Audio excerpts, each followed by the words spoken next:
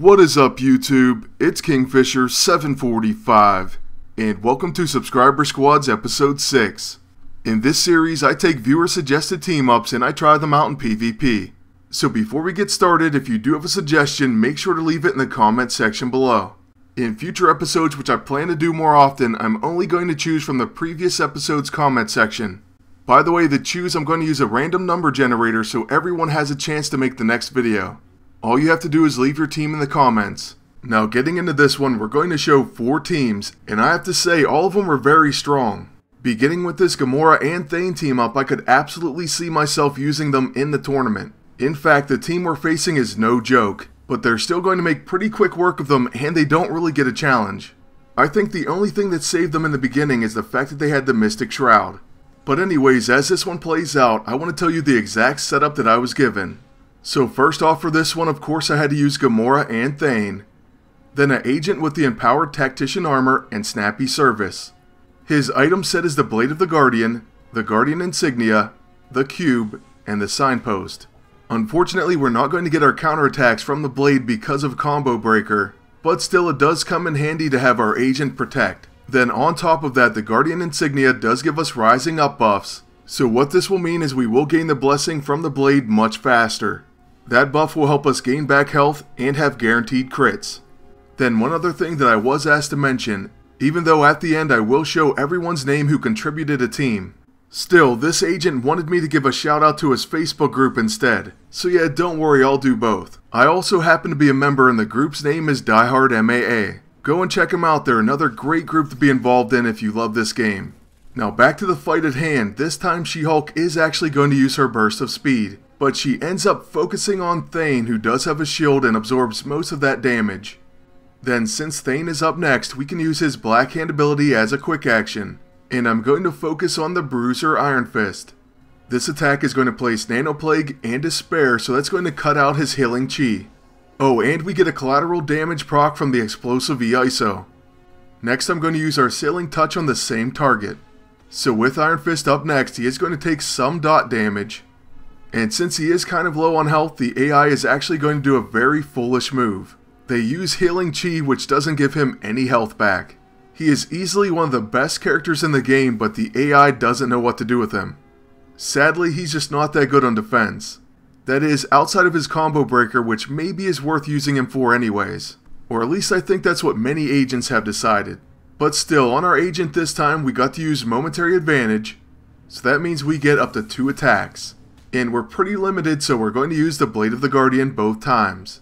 You may have wondered why I saved the Guardian Insignia last time, but it was because I didn't want her buffs removed with the Blackest Void. So this time I'm happy to use it because we're taking out the enemy agent before his turn. Then with Gamora we execute the enemy Iron Fist, and now only She-Hulk remains. We're finally going to counterattack, and there's nothing they can do about it. Then next up we get 3 turns in a row and there's no way She-Hulk's going to live. On Thane's turn, I'll just go ahead and use his level 1, and that should do a decent amount of damage on She-Hulk. By the way, I did have the Manifesting E-ISO on his level 2, so that would grant Epiphany. Then next, with my agent, I'll start by using the Signpost. Then I kind of waste time by using the Light Fantastic, but hey, it is a quick action. And we will follow that up with a guaranteed hit from the Blade of the Guardian. Well, it's a guaranteed hit and a guaranteed crit. It gains the guaranteed crit because we have the Blessing buff, and it's a guaranteed hit because of Movie Gamora. But even so, we still needed an execute to finish. But like I said, it was an impressive win and a great team. Next up is going to be Black Panther and Phoenix 5 Cyclops. And the team name for this one is called Flaming Daggers. Without giving too much away, I wasn't sure how this team was going to work, but let me tell you, they surprised me. Black Panther alone with his character ISO is absolutely unbelievable. So on him we do have the flashing empowered ISO 8, which says Vibranium Daggers now grants Fang of the Panther, and Panther Stance now grants Roar of the Panther while Fang of the Panther is active. Then his A-ISO for Vibranium Daggers makes it a quick action. But really what these ISO make him is a killing machine. First off, especially for a quick action, Vibranium Daggers hits extremely hard. Let's go ahead and see it here first by attacking the agent. Alright, well he dodges, but hopefully we get to see it again later. By the way, one other thing that I want to mention is the agent setup was up to me, but I ended up going with the Empowered Bruiser costume with the Vengeful E-ISO, so he has big and fast. Then I'm using the Blade of the Guardian, the Mercurial, the Cube, and the Oni Breaker. So we have a very lethal setup, especially as far as protect and counters. On our Cyclops' turn, I'm going to go ahead and use our level 1, and I'm going to fire on the enemy Cyclops. This attack is going to place flanked, it has deadly crits, and because of the aiming AISO, it also applies lock on. Most importantly, I love the fact that it applies flanked, and since we are attacking a blaster, we'll get a second turn. The first one missed, but we do land the second hit. So now the enemy Cyclops is going to use his Evasive Maneuvers, and then a Mega Optic Blast, which was a terrible idea. So now we're going to get a turn with Black Panther followed by my agent. First, I'm going to use Anti-Metal Claws on the enemy agent, and this will knock him out. Then after this, all I'm going to do with my agent is use the Light Fantastic. This will clear all our debuffs, and it's going to give us Mirror Reality. At this point, the enemy Magneto can do his worst, and all it's going to do is heal our team.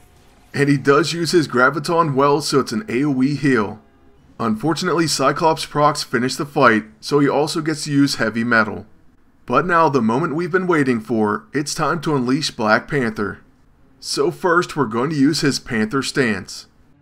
This is a quick action ability, and now watch all his buffs get even better.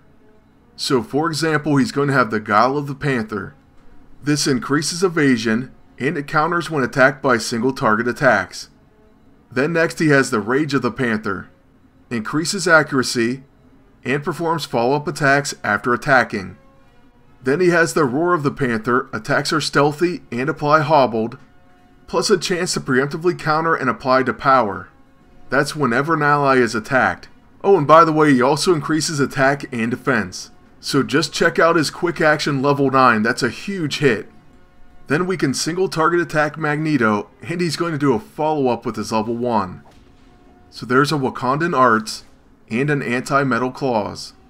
Oh, and to be honest, we could have finished it with Black Panther, but instead, we're going to take out Cyclops with Cyclops. And that's Team Flaming Daggers. So now onto our third team up, it's going to be Drax and Agent Venom. For this one, we are going up against a Red Hulk and Pestilence Beast team, but they are slightly underpowered.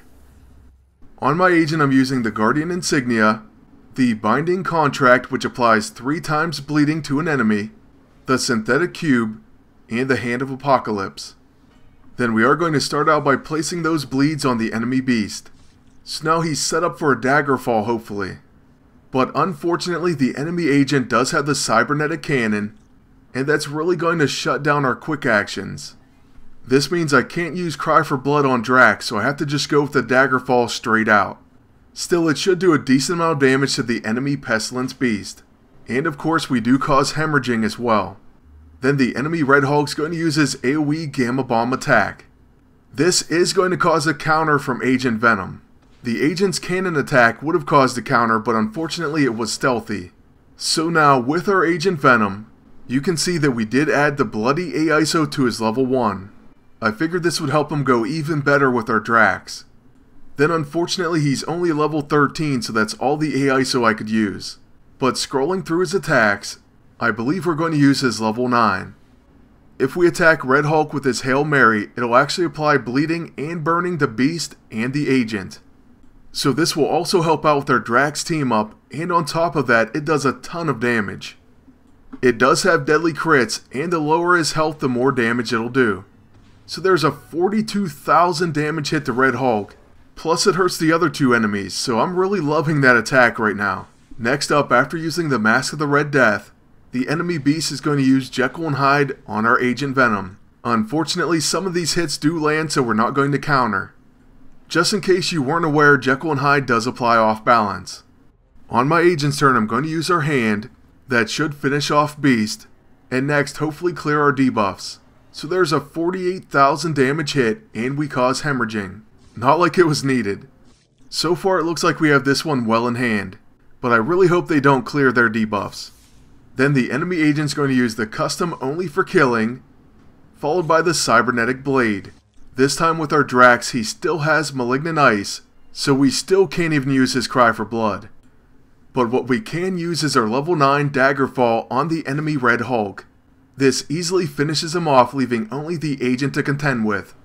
So I'm thinking with Agent Venom I'm going to use his level 2, and that's called Go Long. It's going to apply lock on and disadvantage.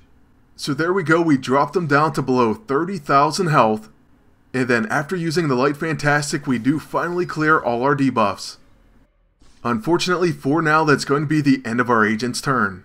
So the enemy is going to use the Cybernetic Blade, and then now since we can use Cry for Blood, we'll use that first, followed by our Daggerfall. I know I use that ability a lot with Drax, but it is a finisher even if you're weakened. As you're about to witness, we still do almost 19,000 damage, and that's going to be the end of this match. So moving on to our final pairing of this video, it can be a very impressive team up, which you will see in this fight. This team is called Tricky Shooters, and it involves Taskmaster and Star-Lord. Right away you're going to see what this team can do as far as proccing extra turns. So we got a tactical insight, and we got 12% of a plan on our entire team. First, after using Scrapper training, we're going to give our team a follow-up attack. That is, as long as we use single target attacks. Then we also granted our team Epiphany because of the Manifesting AISO. So by using a Flying Still on the enemy agent, we follow it up with a Mutilate. Then with our second attack, we can use our level 2, this is Berserker Frenzy, which has deadly crits, exploits bleeds, and Vampiric Strike. By the way, we added that with the Vampiric AISO. And if we needed it, he would have followed it up as well. Then after using the Guardian Insignia, we do have the Revolt 5. So I'm going to go ahead and fire that as many times as we see fit, and then I'll unleash the Power Gauntlet. So yes, on my agent we're using the Guardian Insignia, the Revolt 5, the Power Gauntlet, and the Cube. And to be honest with you, since we do get a follow-up attack, I could unleash the Power Gauntlet on Quicksilver at any time. So after one more shot, what I'm going to do is switch to Psylocke, and we'll get some quick action damage on her as well. Oh, and you know what, we're going to use our Scrapper Empowered costume, which we could have used earlier, but I was trying to save it. Still, I don't like missing, so we're just going to use it. And after one more Revolt 5 shot, we're then going to use our Gauntlet on Quicksilver, and this will also grant us a follow-up attack if needed. With the 6 stacks of attack optimization, I don't think it will be. Then on Star-Lord's turn, I'm going to use our level 6, Quantum Leap, and he'll follow that with his level 1, Spray and Pray. So even against a Quick Lock team, Quicksilver only got 1 attack, and then we took out their entire team. Obviously that won't happen every time, but that is something that Tricky Shooters can do. So just to finish, I want to thank everyone whose teams I showed in this video, and I want to invite all of you to leave your teams in the comment section below. Like I said, I'll randomly choose about 4 teams for the next episode. All of those teams will come from the comments on this video. Then lastly, I want to thank you all for watching and ask you to like, share, and subscribe. And until next time, good luck and take care.